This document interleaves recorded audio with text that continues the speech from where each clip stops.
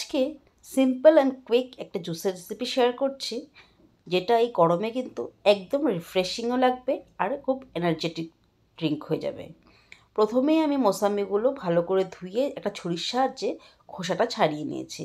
এবারে আমি একটা মোসাম্বিকে 4-5 ভাগ করে কেটে একটা মিক্সিং জারে দিয়ে একটু ঘুরিয়ে নিব।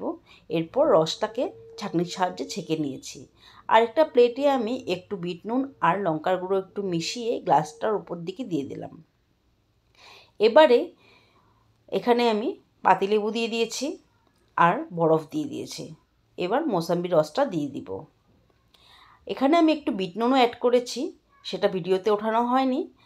চিনি কিন্তু আমি একদমই ইউজ করিনি, কারণ মোসাম্বিটা এমনিতেই মিষ্টি। আর একটা গ্লাসে একটু আমি লঙ্কার গুঁড়ো দিয়েছি। একদম টক ঝাল মিষ্টি মিষ্টি টাইপের, খেতে কিন্তু দুর্দান্ত লাগে। কেউ চাইলে কিন্তু চিনিটাও অ্যাড করতে পারে। ধন্যবাদ।